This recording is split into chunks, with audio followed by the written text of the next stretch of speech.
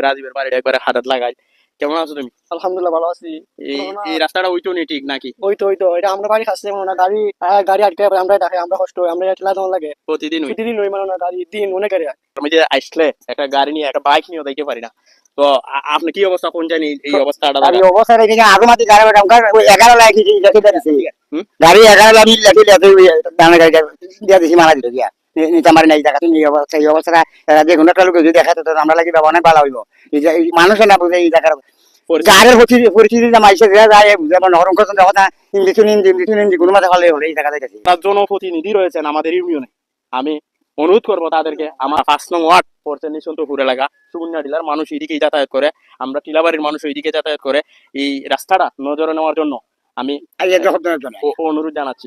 আমরা বাড়ি হলো রাস্তার কাছে আমরা সবাই ডাকে আনার পরে আমরাও কষ্ট করে কিন্তু তার গাড়িটা আমরা উদ্ধার করে দিই। আপনারা জনপ্রতিনিধি যারা যারা আছেন আপনারা আমরা দেখতে যদি অনেক মায়া মহব্বত লাগে তাহলে আপনারা দয়া করে এই রাস্তাটা যদি দেন